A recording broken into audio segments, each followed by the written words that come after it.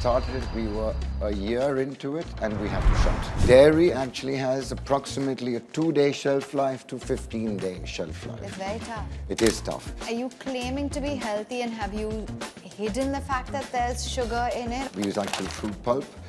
We do use sugar in our products, and I'm going to say that out loud.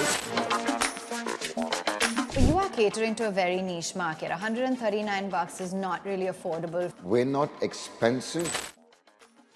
Indian consumer is coming out of that mindset that, hey, cheap is amazing. The Indian consumer is ready for great, not for good. The Indian Dietetic Association as well has spoken about how, 7 out of 10 Indians suffer from digestive issues. We have a probiotic because of the Greek yogurt as well, so that's an advantage that you have in a frozen Greek yogurt product. You're competing with the big bang players, even the likes of an Amul or a Parag Milk, the players who are in the frozen food segment, or the ice cream players. At the end of the day, if you want something good, you're going to have to shell out a little bit more. Have consumers been receptive? How is it? Just because something has got high in protein, that is good for you. Yeah. It's not necessarily the truth. Ice cream is healthy for you as well. It's a proven fact. Now say there's a 20-year-old, he's looking to get into FMCG. What advice do you have for him? If you have a business background or finance background, you need to. He's the eldest of 3 brothers. His father is Italian, his mother's from Kerala, which explains why Nicolo Morea has always been comfortable operating between worlds. He grew up in Bangalore and then studied hotel management, spent years working in European hospitality, and came back to build Crepe Station and Elbow Room. Then, when most founders would slow down, he decided to take India's dairy giants by launching Gutsy Greek yogurt alongside BBlunt founder Aduna Babani and hospitality entrepreneur Digambar Maekar. A premium, no preservatives Greek yogurt and Greek frozen yogurt that's moving hundreds of units a day, expanding across West and South India, staking its claim in a market that's growing at nearly 20% annually, projected to grow from 290 crore rupees today to 1,470 crores by 2033. Oh, and his brother is Nicolo Morea, but we'll get to that. Let's kickstart the show. Nicolo, thank you so much for being with us. And I want to start at the very beginning. It's quite cinematic, if you will. You have an Italian father, an Indian mother. You guys are 3 brothers. You grew up in Bangalore. So tell me a little bit about what the fiery Italian side of the family and the Indian warmth and groundness, how did that develop you as an entrepreneur? Hi there. Having an Italian father and an Indian mother, both Italians and Indians are warm, family-oriented. Yes. Both are fiery, I must say. But it was a good cocktail at home growing up, the best of both world foods, Italian and Indian. Mm-hmm. I'm the eldest of 3 brothers. We have a half-sister who's older than us, Anisa. Then there's Nicolo, which is me. Dino and Santino. We grew up in Bangalore, and I left India when I was 18 years old. So I went to the UK first. Okay. I went to the UK, I tried my hand at a few things, worked at a bar in London actually, liked the hospitality sector and said this is something that I'd like to do. And from there on, I pushed off to Switzerland, went and studied at a hotel management school called Les Roches. Great school, students from all over the world. When you come from Bangalore and you're suddenly pushed into this international body of students, it's amazing. You either take it positive, you become an extrovert, or you stay an introvert. And luckily, for me, it was the former. Spent 9 years in Switzerland, spent 5 in Germany, a year in Paris, France, and I came back to India in 2003. We opened our first F&B outlet called the Crepe Station Cafe. Yeah. And then there was elbow room. So I want Then there to was elbow. understand a little bit more about that because they're both very different. Yeah. You know, crepe station, what it's catering to, one's a little more nightlife with elbow room. What drew you to hospitality, and what did, you know, running both of those outlets teach you about the F&B business? I think my learning came from Europe, from being there, working. I was working for the Renaissance Group, part of the Marriott chain. I was in Zurich for a while. I just loved it. I was in the F&B, food and beverage department. Spent about 6 years in the kitchen, but then went front of house, and it was fabulous. Great energy, great people, and that just made me want to do more. Coming back to India was also because of the family. I came back after, I think, 16 or 17 years. Came back, saw the family, and I was like, no, I'm going to stay back in India. Yeah, so then I had a friend of mine from Berlin. We opened our first creperie. There wasn't a creperie. We opened a hole in the wall, actually. That didn't exist earlier.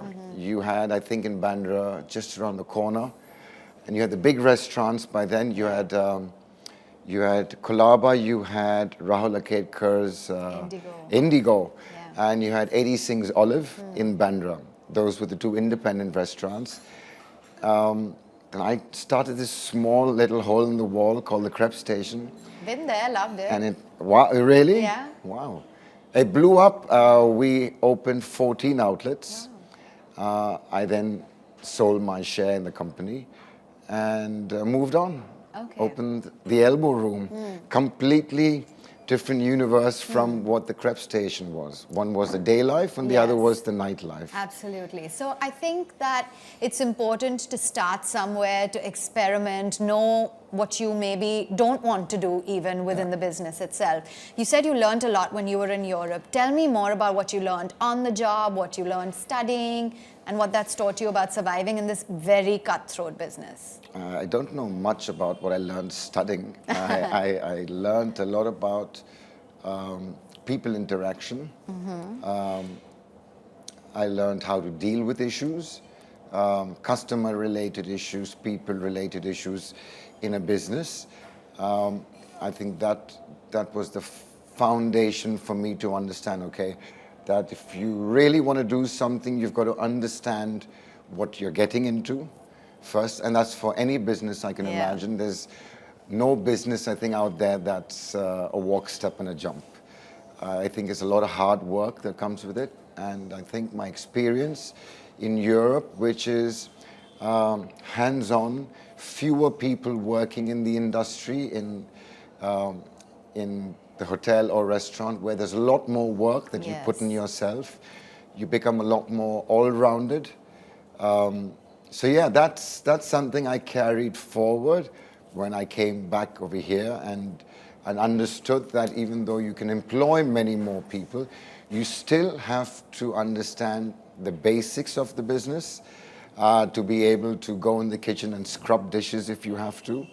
Get your hands dirty. You have to get your hands dirty, yeah. Yeah, it's interesting that you say that because even when I started out, it was at a production house and there was literally 4 to 5 of us, and you sort of learn to do every bit of the job, and that makes such a huge difference. It gives you that hands-on experience, and that's, I would think that that's something that helps you. It gets you well-rounded, right? It gets you well-rounded, that's the word, yeah, exactly. So now the Gutsy origin story, it begins with a conversation. Was it with 2 friends? How did the idea come about that this is something that you need to have in India? So, you know, this was during COVID. COVID-1, let's call it COVID-1, where I had to shut down a Turkish, that was my last concept. I had a Turkish little restaurant, more an imbis, I would say, where we had 2 Turkish specialty chefs who were really masters at making Turkish kebabs. Are you talking about imbis was yours? No, it's not. It wasn't called the imbis. Okay. It was called rotir. Okay. We started it. We were a year into it, and we had to shut. Okay. Because of COVID. The Turkish boys had to go back, and then I realized that every restaurant was shut. People couldn't go out to eat. People had to start cooking at home, taking care of themselves. Then I also saw a lot of people getting healthy. Morning walks, evening walks, people were outdoors. They had time to do something. So that's when I said, because we like sport, the Morea boys, the brothers, we play a lot of sport. We like outdoor activities. So I said, let me do something. And it was a long thought. What could I do? I didn't want to get back into the kitchen and make food right now. And yogurt came across. I think, I'll be honest, there was a dearth of good Greek yogurt. There was Epigamia at that time. Thank you, Epigamia, for bringing it in. Rohan, the guy who passed away, unfortunately, the founder of Epigamia, he brought in something that we had eaten when I was living in Europe. Greek yogurt was around, like stirred yogurt. You had flavored yogurts. So that got me thinking about doing something that's, again, to do with the day, right? Early morning, yogurts, fruits, stuff that really brightens up your day. Okay. So I started in our kitchen at home, I started making Greek yogurt. Straining it, the process, then chilling it in the freezer, trying it every day, and I felt my gut getting better. My mum, my brothers, my dad, then I started giving it out to my close friends because it was still COVID, right? So I started packing them in jars and sending them out, and people started calling in. And we started a subscription formula for that, and business slowly started. It was, kind of a hobby business, I would say then. From that, we also then realized now if we needed to take this further, if we needed to create something out of this, something long-term, then we were dealing with two issues that were really important. One is shelf life of Greek yogurt is if you don't add the preservatives, if you don't, add a stabilizer and increase the shelf life. Dairy actually has approximately a 2-day shelf life to 15-day shelf life. It's very tough. It is tough. So we had to rethink yogurt. If we were going to want to do something that brought in more business, that got eyeballs to this, we need to have reach. Different areas of the city, different cities perhaps. And that's when we started the frozen Greek yogurt. Okay. So earlier you had frozen yogurt, Froyo, that existed. That was, I think, 2017 when it died down, the fashion or the impulse of frozen yogurt. So we brought it out in a different way. We said you don't have to have a parlor for this where people come to. You could package it and send it to someone's house, like an ice cream would be. So that was the idea. How do we make something that had a longer shelf life, that you could package, and that could reach a further destination than, the 0 mile, right? So that's when we started frozen Greek yogurt, 6-month shelf life. We have 14 flavors. But we're going to start using just 6 flavors, the top 6 flavors, and keep the others when needed to bring them out. Okay. So currently it's frozen Greek yogurt. That is what you have. How is that working in terms of what you're putting into it, and how is it different from, say, a regular ice cream? So there's ice cream, there's frozen desserts, and there's frozen Greek yogurt. Frozen dessert is a type of ice cream where unfortunately you add a vegetable oil or a palm oil, right, to it to create the... What's a frozen dessert? So an ice cream is basically made from cream and milk, skim milk powder. And a frozen dessert are other forms of ice creams that people use vegetable oils in. Okay. Right? And this is 60% Greek yogurt and 40% cream. Gutsy. What we're doing right now is, to be honest, we don't use cream anymore. We use, our base is Greek yogurt for the product. Liquid Greek yogurt that we make. Okay. Right, it's not a powder, it's not a dehydrated powder, it's actual Greek yogurt. We use 60% Greek yogurt, correct. Yeah, so we use fruit pulp, We don't use nature identical flavoring. We use actual fruit pulp. We do use sugar in our products, and I'm going to say that out loud. Okay. We use sugar because we have not found a suitable replacement that's also affordable for the consumer. So regular, normal Normal sugar. Okay. Quantity is less than an ice cream would use. Okay. You know, in an ice cream and in frozen Greek yogurt, you have natural sugar as well. Yeah. You have natural sugar from lactose, the milk itself, and you have natural sugar from the fruit or from the cacao or the chocolate that we use in a product. So we do add a little bit of added sugar to the product. Otherwise, the product would be very icy or it would be a block. What sugar does is, sugar doesn't melt. It doesn't freeze, sorry, at a minus 22 degree Celsius temperature. So it lets you scoop it out. Okay. So if you go to gelato parlor, ice cream or gelato, where they scoop it out for you, the lovelier the scoop, the more sugar it is, which is not a bad thing. I mean, let's understand sugar is bad for you. Yeah. We're the diabetic capital of the world, but sugar is bad for you because, you know, we don't do enough exercise to work out that sugar. Okay. Right? There are other forms of sugar, right? Rice, potatoes, there are other forms. But then are you claiming to be healthy, and have you hidden the fact that there's sugar in it, or was it were you always very upfront? We don't hide the fact there's sugar in it. We mention all the ingredients. Always.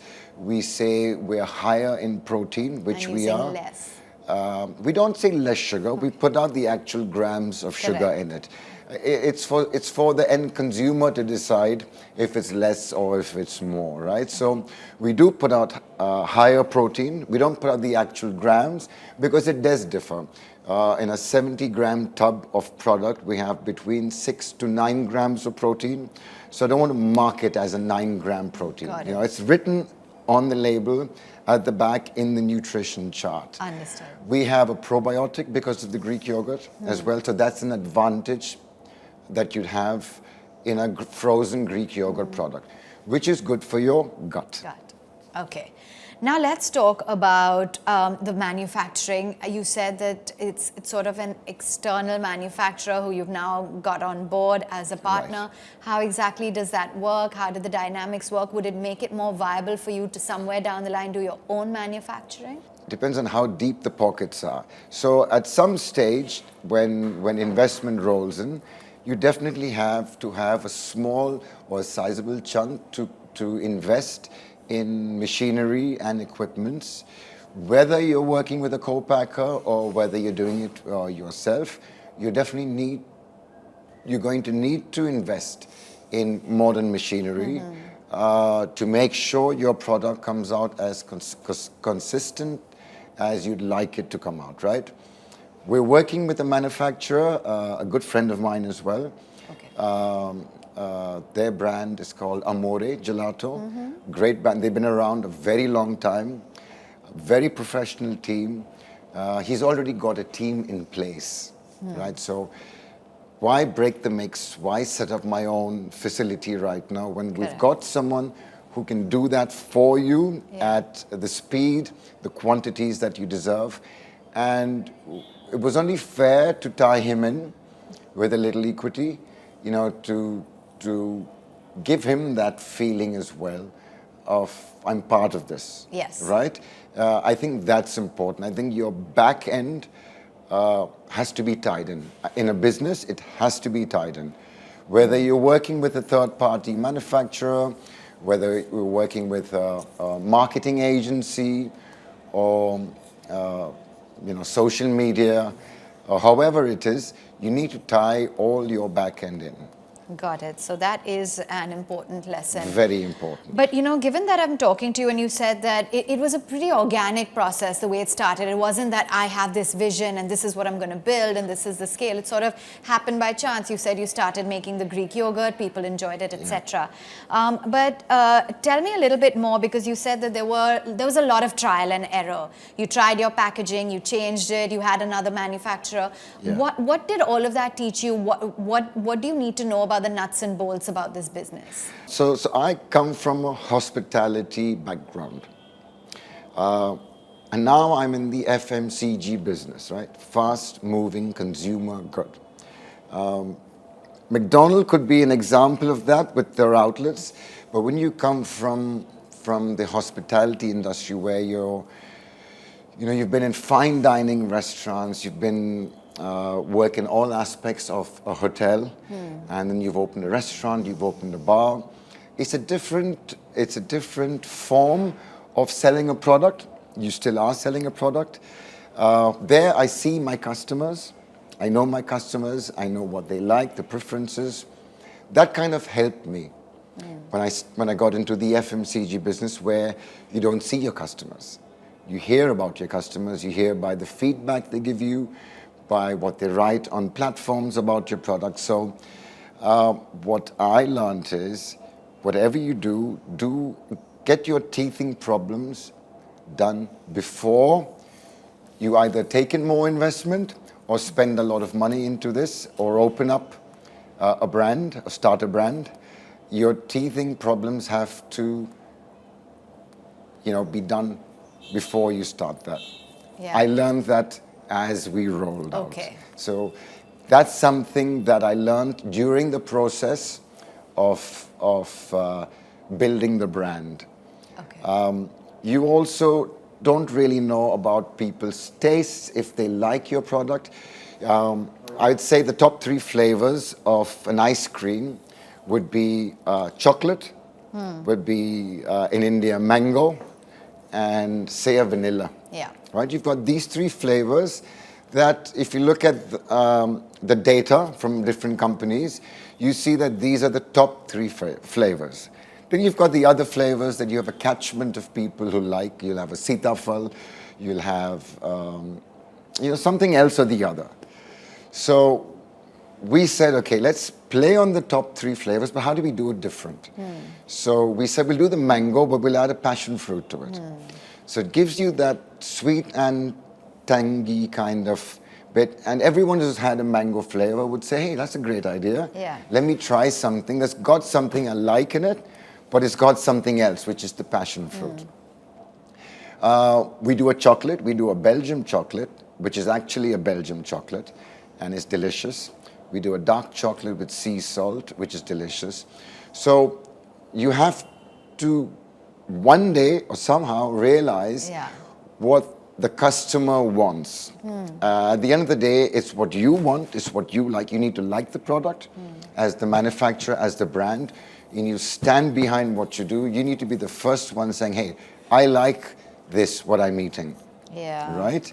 But at the end of the day, it's the consumer who's going to define the flavors of what you're going to end up manufacturing and selling. I like that it is important to like it, what you stand up for what you do, but you have to actually cater to the customer at the end of the day. Absolutely. And the consumer.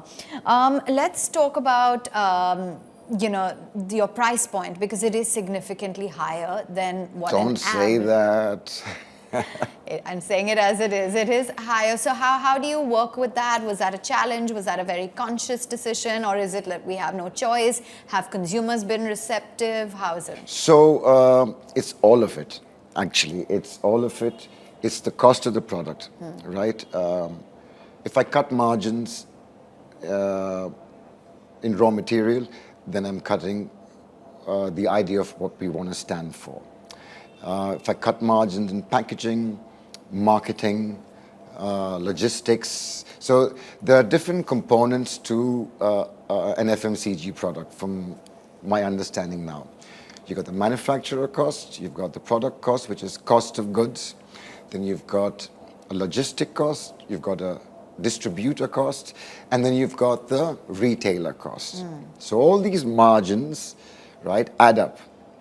And at the end of the day, you've got to realize that your margin cannot be too big, unfortunately. So what margins do you enjoy? I mean, honestly, 10 to 15% is what 10% on the high end for us right now, because we're a startup, not anymore, I guess, but we're a small scale frozen Greek yogurt brand that's going to get there.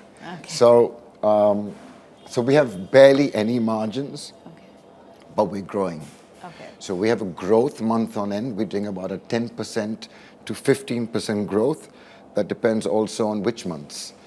The summer months, I'd say between Feb till July are the best months.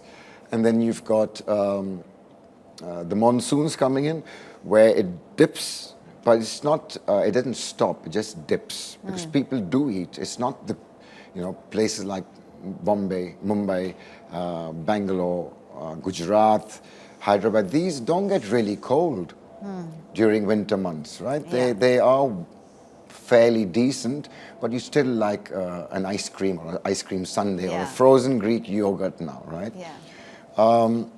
There is a dip during those months. Then you'll see it. Then there's also the holiday months, school kids. Correct. It's seasonal. It is seasonal.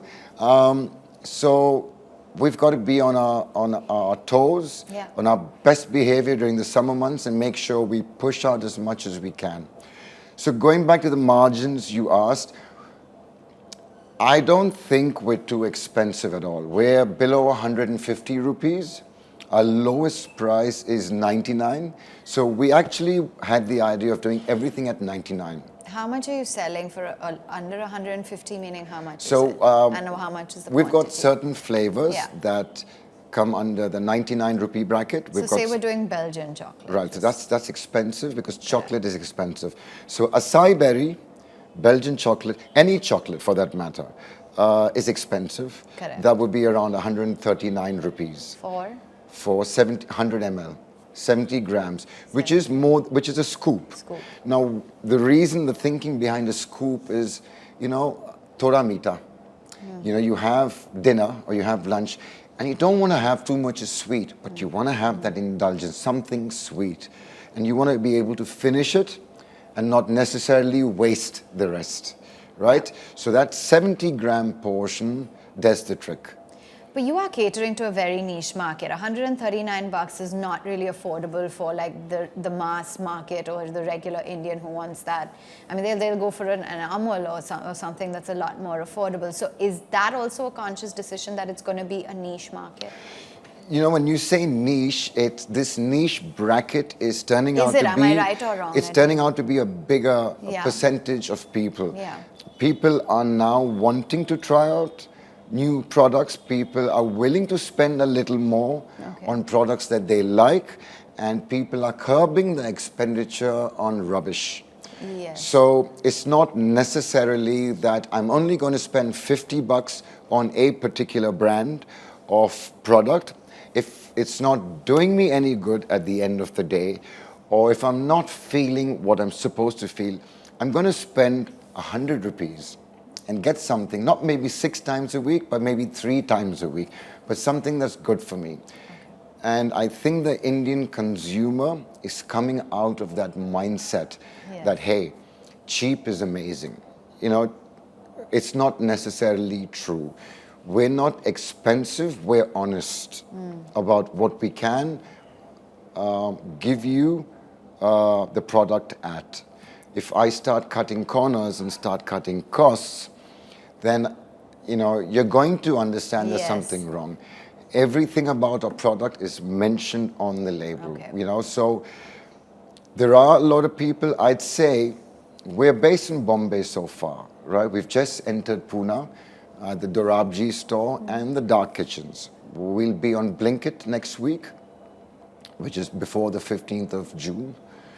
And I'm guessing through Blinkit, because a quick commerce platform is a platform where you have most number of brands that sell indulgent products that people want in under 15 Yes. minutes is something we needed to be on. Why so late?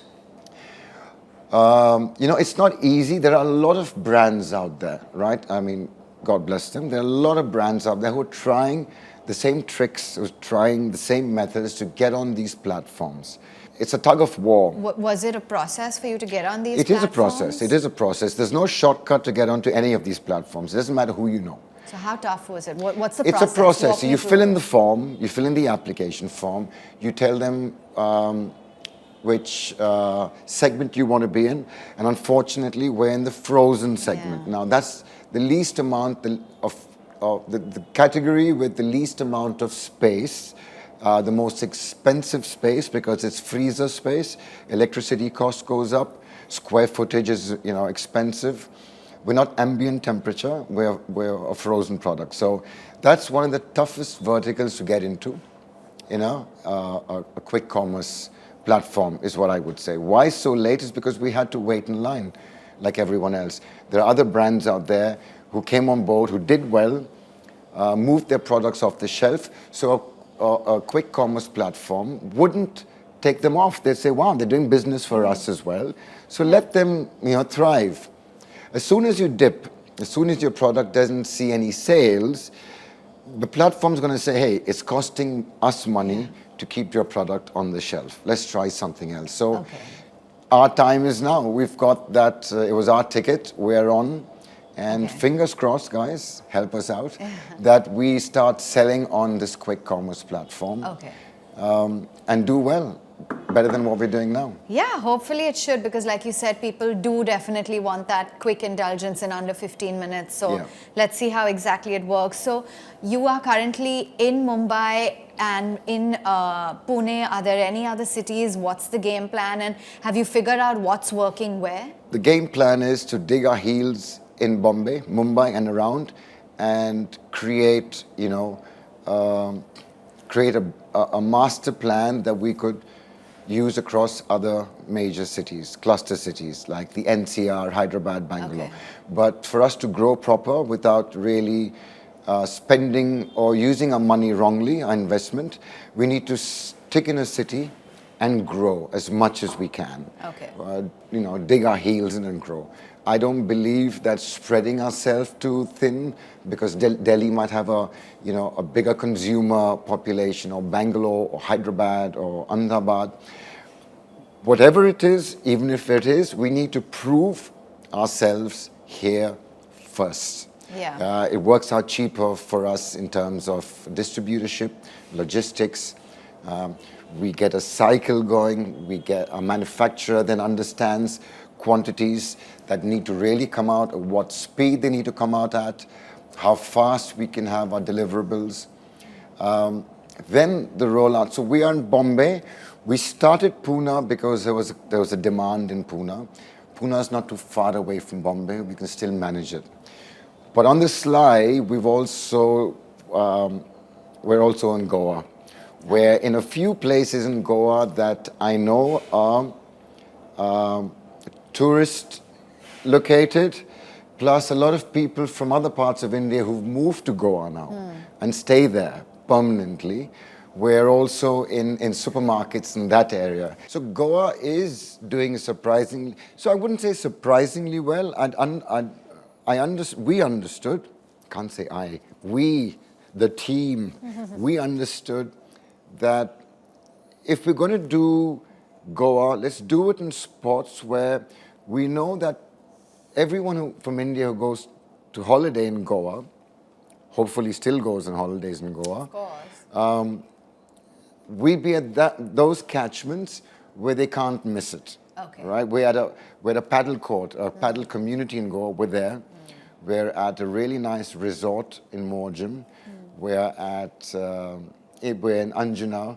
We're in Moira. So these certain areas, we're in Panjim. I won't take it further now till we have the proper routes and logistics and distributors in place, right? Because you need this to fulfill your supply, the chain of events from the manufacturer to the consumer There's a chain of events that have to happen, right? Sometimes you can break the rules and not use maybe a distributor necessarily if you're working with a quick commerce platform, but you do need a logistics partner for the product to reach how it's supposed to reach the end destination. So, which is the most challenging from manufacturing to distribution? What is the most challenging process in all of this, and how did you overcome it? We still haven't overcome distribution. Okay. We're in that process.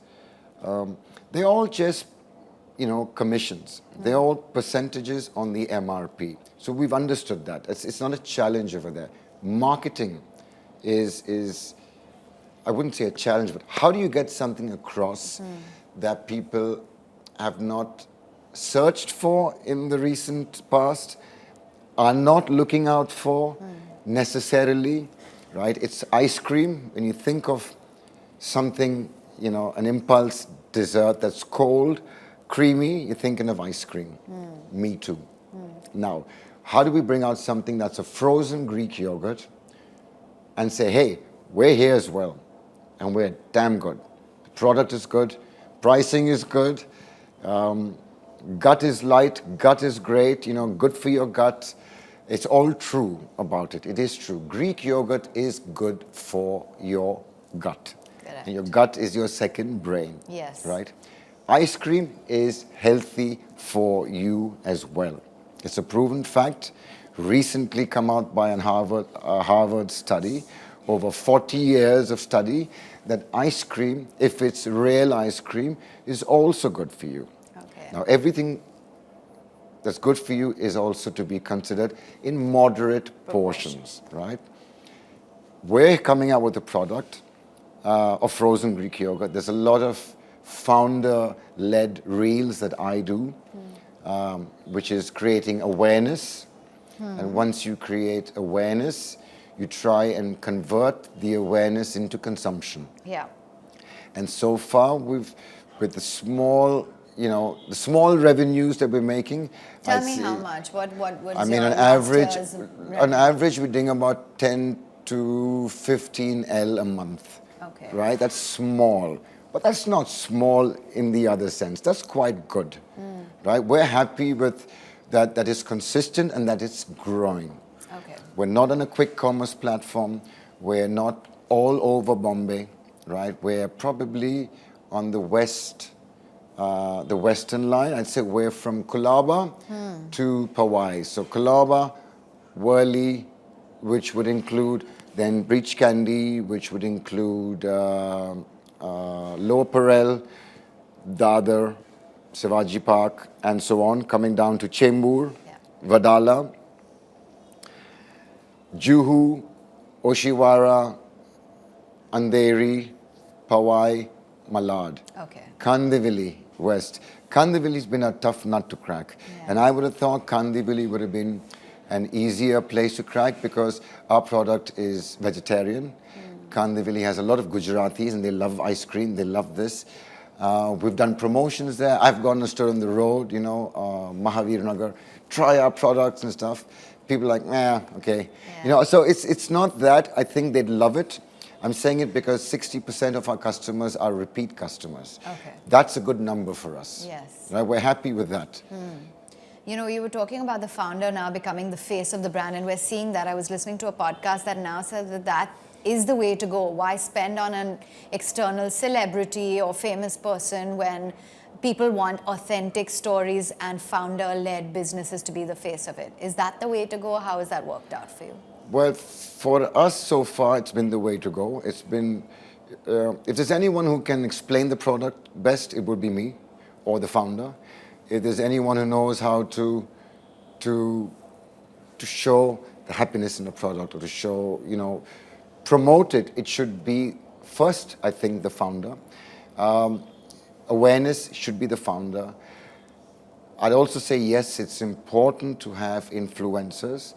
For your reach. There are two ways of looking at an influencer. You either have an influencer that's got a huge reach, 100,000 followers, and for that you need to shell out a lot of money, I'm guessing, right?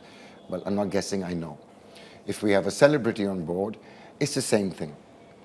Now, I believe that there are micro-founders, right, who have 1,000 to 10,000 followers, even if it's 2,000 followers. Micro-influencers. Micro-influencers, not founders, apologies. I think going that way is a nicer or an alternative route that you could use. If I use Mr. X or Miss X as an influencer and she or he has up to 5,000 followers, that means at least 400 people. Wait, use your brother. Have you? No, I haven't used Dino What? yet. We will use him. Dino does some stuff on his own. He's got his own brands that he's promoting. We will use Dino when the right time comes. I mean, that could be now, actually. I mean, Been 2 years. we will. You know, we need to get the right element. Just to his make face is use. enough, I'm sure. I think when we go all India, right? Yeah. When we start, then I think that's when. Okay. And it'd be fabulous to use Dino. Dino, are you listening? Yeah. Yeah. So I think it'd be fabulous to use him. He is all about health. Correct. You know, he's fit like I am. He's got a great physique like I do. I'm just saying. I mean, but Dino is kind of the epitome of someone who, you know, would fit this. Thank you, Arvan. Thank you, Arvan. Okay, but now You can use Arvan as well. But let's get down to business. How much capital did you start off with? Are you guys profitable? Are you making money? Tell me more. We're showing growth, Arvan. Okay. We are not profitable yet, honest truth, since you've asked. Yeah. But we are showing growth. Why we are not profitable is because whatever comes in gets reused in marketing. To now, you know, awareness, more reach, more people. And so everything that comes back in gets churned back out in one form or the other. We will reach a stage when we will be profitable, but it's going to take a little bit of time. Like you said, the product is expensive. Well, the cost is also there. Yeah. Our margins, I would say, our food cost of goods is 25% and under, right? And apart from that comes, like I said, logistics, marketing, distributor, retail, or platform commission.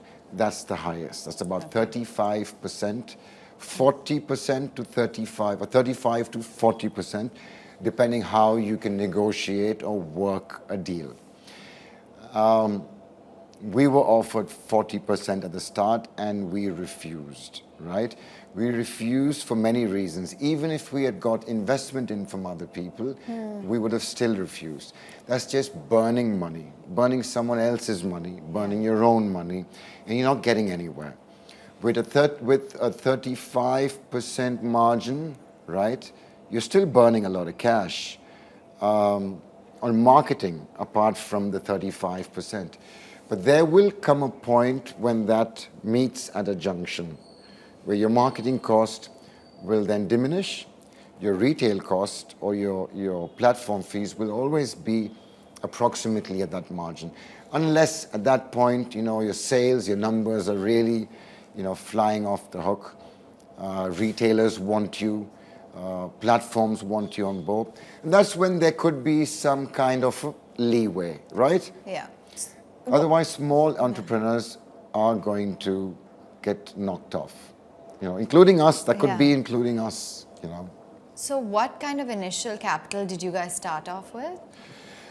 What do I say? I mean, we started by what we needed month on month, to be honest. We didn't put a fixed amount in a bank account.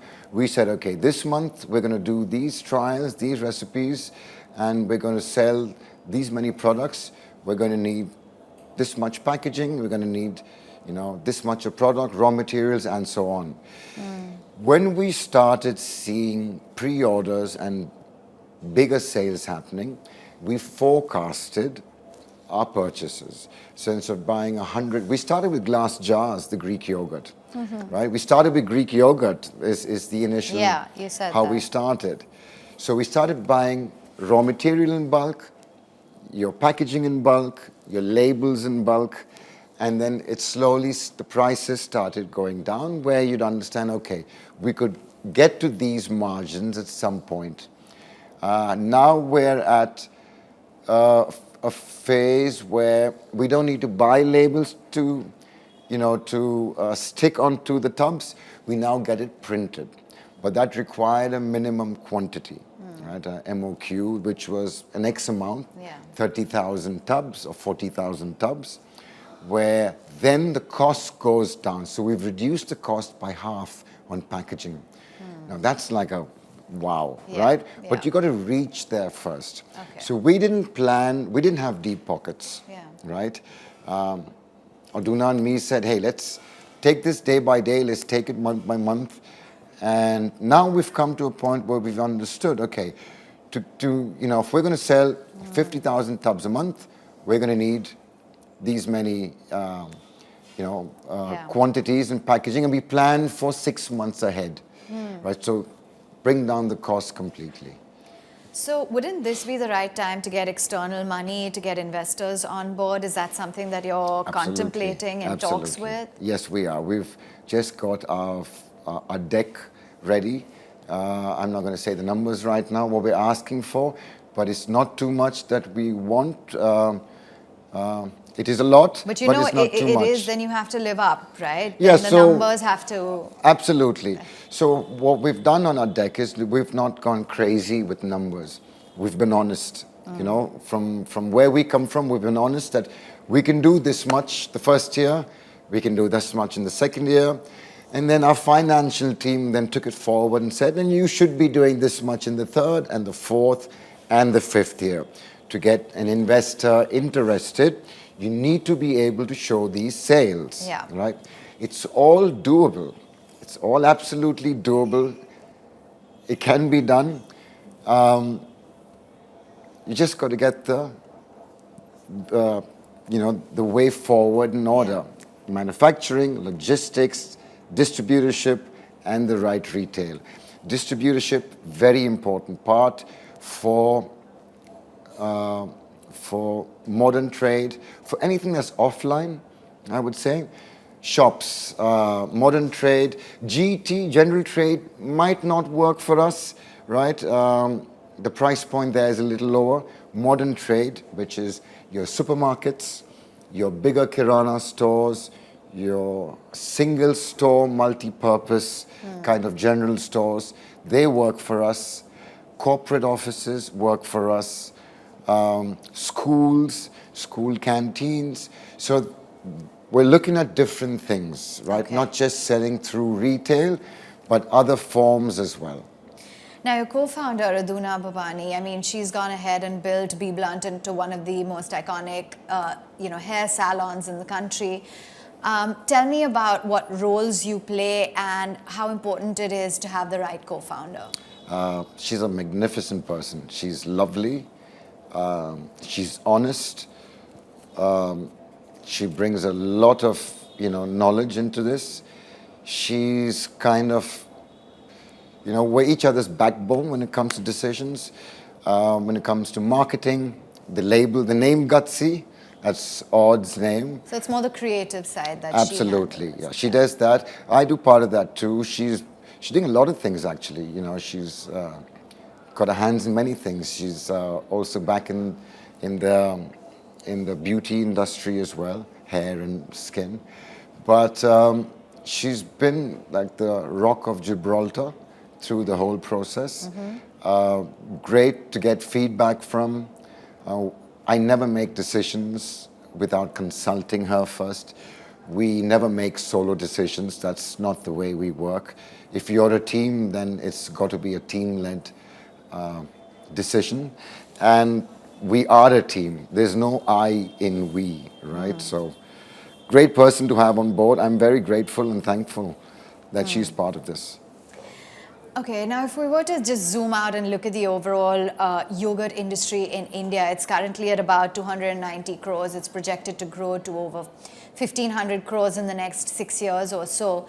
How do you see India growing in this kind of a market, and how do you see Gutsy's place within this space? Well, India is a huge market. It's probably one of the biggest markets today in the world, and There's a dearth of people out there trying or dying to try out new products, not just new products, but experiences also. There's more people traveling around the world. A lot of younger Gen Zs are traveling. They know what they want, and if they can find it back home in India, why not? And I'm happy to be part of that growth over here. Greek yogurt is growing. Now, it started off tough because everyone was making dahi at home, right? Dahi at home was something like a staple. You could make it. It's not tough to make. It's not rocket science. Today's market is where I think the nuclear family, you've got both the wife and the husband working. The wife doing probably 2 jobs, working, coming home, and taking care of what's happening at home. And you've got the husband working. Now, I don't see them having too much time to be able to come home and cook a meal all the time, right? If you look at the products out there in the market today, you've got ready-to-cook and eat meals, you've got ready-to-eat meals, you've got quick commerce delivering stuff to you in 10 minutes. You've got products out there that bring a beautiful variety to your table or to your pantry, and that's beautiful. So therefore, going back to the price point, at the end of the day, if you want something good, you're going to have to shell out a little bit more, which is then going to turn into a natural, obsession for you. You're going to put, and the average, I'd say, corporate today around the country is earning anywhere between 10 to 15 lakhs a year, right, approximately. And in other cities apart from Bombay, cost of living is not that expensive. So you do have a little cushion to spend some money on products that are good for you, that you would like to have, to try, and then maybe, want it on a regular basis. And you were talking about the consumer preference as well, now changing, people becoming more aware, more mature about what they're consuming and what they put into their system. And, the Indian Dietetic Association as well has spoken about how, 7 out of 10 Indians suffer from digestive issues. So clearly the awareness seems to be there. But how do you see it going from an occasional treat with Greek frozen yogurt to a daily habit? I don't see the frozen Greek yogurt. Well, I can't say that. From what I understand, mothers do a lot of the shopping. Yeah. Even in a nuclear family, the mothers do the shopping. So if you've got kids at home and you've got the family at home, you probably buy a big dabba of ice cream, a family pack, as they say, or a family pack of frozen Greek yogurt. Now that works for us because that's in your freezer, right? Now with quick commerce coming out and delivering it to you in 10 minutes, you can keep your freezer clean and you can receive it in 10 minutes. You can have that what you've wanted and discard the packaging after it's done. If and when it becomes a pantry item that's in your fridge, a staple in your fridge, I don't think that'd be far off, but I think the consumption is going to be repeated more often than it is or was before. Who is your target audience right now? I believe that predominantly women between the ages of 21 and 50 are your main consumer. Am I right? What can I say? Yeah, and well, I think how do you plan to grow that demographic? Well, to be honest, they're not just buying it for themselves. And even Gen Z, penetrating to Gen Z. Have you managed to do that? Well, we are. We actually are. We're seeing a lot of Gen Z love our products, but even with the Gen Z, a lot of them stay at home. A lot of them stay with mom and dad or with the family, right? So there's someone in the house ordering for everyone, or there's one, or it's someone younger ordering for someone else at home. Our average order value, AOV, average order value, is about 3 to 4 tubs per order. The single serve tubs, right? That's about 400 rupees. Approximately 350 to 400 rupees.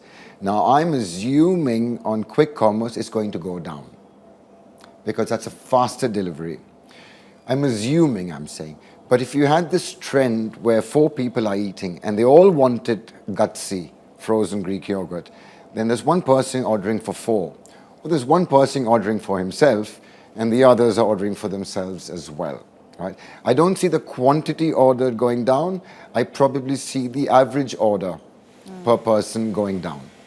But I see the quantities being ordered, I think 5 to 10-fold is what I'm hoping for. So let's be real about competition, because it exists. You're competing with the big bang players, even the likes of an Amar or a Parag Milk, the players who are in the frozen food segment, or the ice cream players. How do you plan to grow your market share in this sea of tough competition? Well, everything has competition. There's competition, happening all the time. Whatever you do, right? Our competition will be ice cream for sure. Our competition will be any frozen dessert or any impulse sweet or dessert that you'd want to have. It's how we're marketing the product. What we can do with the product, how good it is for you, the benefits of the product, right? That's all true about the pack, is what we're trying to promote. We're not trying to compare and say we're better than you, or we started off, our first tagline was better than ice cream. And we changed that because it just didn't make sense. You can't take an ice cream person loving and say it's better than ice cream. So we went with go with your gut. Go with your gut is now our tagline, which makes more sense. Eat it, it's good for you, so is an ice cream, but this has a probiotic and it's good for your gut. We do some really nice flavors.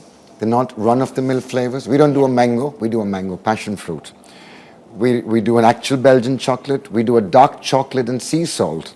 Yeah. We do a miso caramel, which is miso, Asian, Japanese, and the caramel, right? It's got a sweet and tangy kind of flavor to it. We're doing acai berry. Now, acai berry is a superfruit, a super berry, to be honest. It is. It's more a superfood than a blueberry or any of the other berries out there. So these small things that make a change on... So that's what will be your differentiating factor? That will be the differentiating factor. Apart from that, our product base, the starter, is Greek yogurt, actual Greek yogurt. How do we compete? But me being in front of the camera and doing some good stuff, by us reaching out to people, by consumers liking us, doing events, getting it out there. They've got the big pockets. I mean, they can do this in a heartbeat. I know, but I've learned lately, I've realized lately that since COVID has gone by, things have changed. People's choices, preferences have changed. People are looking at things right now. Yes, now there's the big protein, right? Yeah.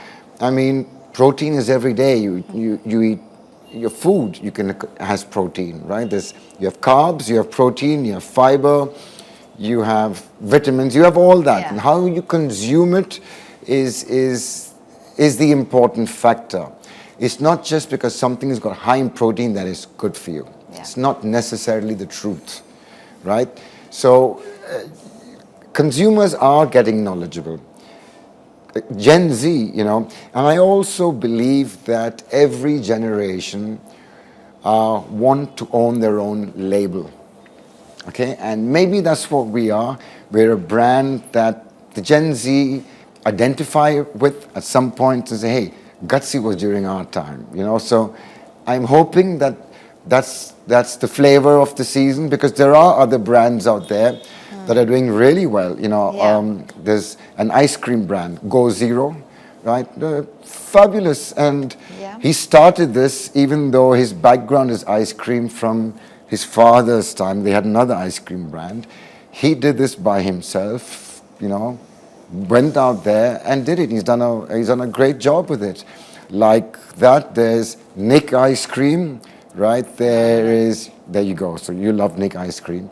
So everyone's got a favorite. So there's place for everyone is what you're trying to say. Yes. There's place for people, there's place for founders and brands that are consistent, that are honest with what they're doing, and don't try to cut corners.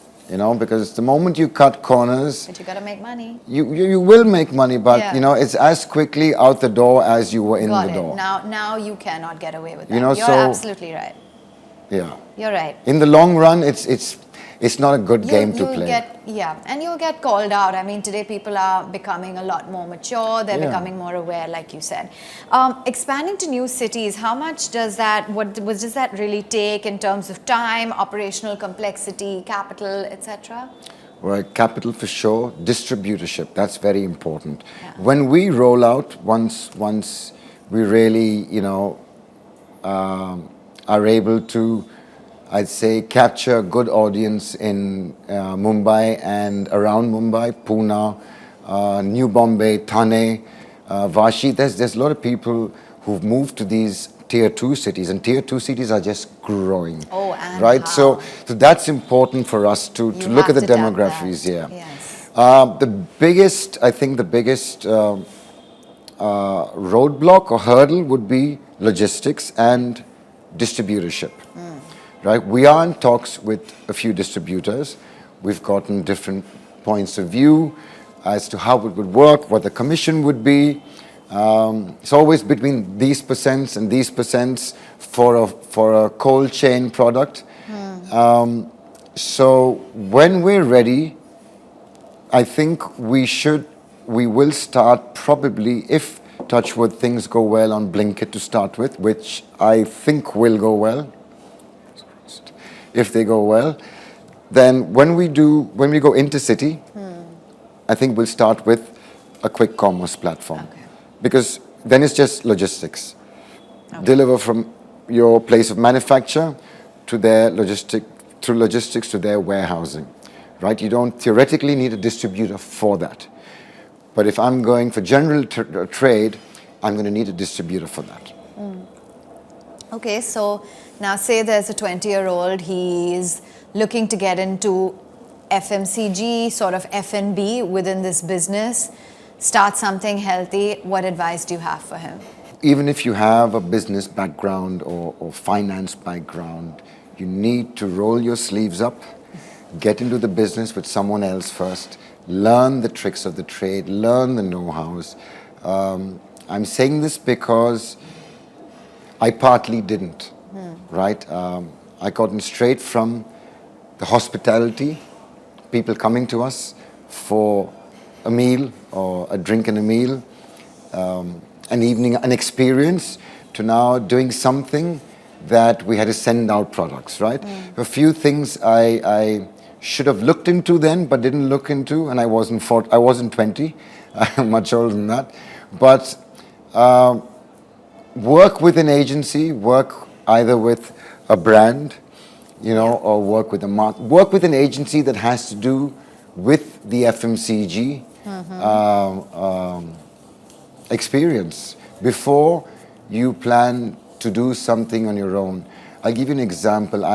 There was this 20-year-old kid from South Bombay who started this juice company, right? Fresh juices. Great idea, but then he bottled it and he did all that, and then he realized, how am I going to distribute it?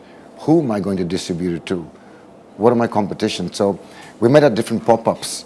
So I used to do a lot of pop-ups. We still do flea markets, pop-ups, promotional activity. And then he came and he worked with us for a bit. And he realized that it's not as easy as you think it is.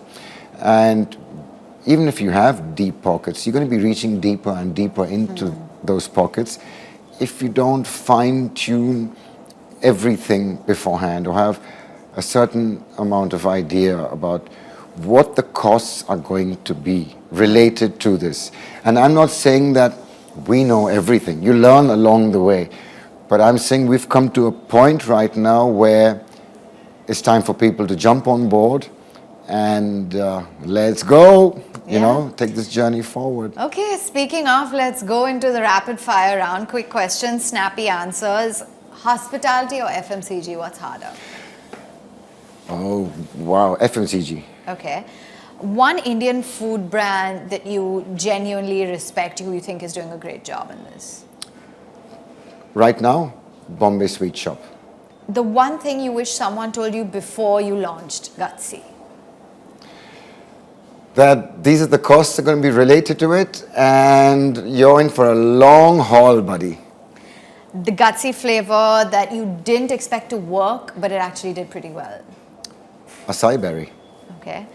And complete the sentence. The Indian consumer is more ready for dash than more founders think. A variety of brands, a variety of flavors, and a variety of experiences that brands should actually take into consideration and focus and do something great about it, because the Indian consumer is ready for great, not for good, for great, right? It's about time that it's there for them. Yeah, and brands and companies need to wake up to that, like you guys have. Brands and companies are waking up. I can see that in a lot of them. But the rest of them should really wake up and realize shortcuts are not the way forward. Okay, so on that note, then we'll wrap up that interview. Nicolo, thank you so much for your time. Thank you, Avan. Stay gutsy. Go with your guts. Okay, so that was an interesting interview. We've certainly learned a lot about this space, talking about how, building a business ground up is important, getting your hands dirty, learning the nuts and bolts of every part of the business is very critical. It makes you well-rounded as a person. It's important to know that the teething problems need to be sorted at the get-go. Marketing, manufacturing, supply chains, logistics, all of that really needs to be in place. You need to stand behind what you do, but at the end of the day, the consumer preference is going to lead the way. Do not cut corners and have a stellar co-founder that makes all the difference. I certainly hope you enjoyed watching this episode. Do remember to subscribe, like, share, and comment. Thanks so much for watching. Catch you in the next one. Investment in securities market are subject to market risks. Read all the related documents carefully before investing.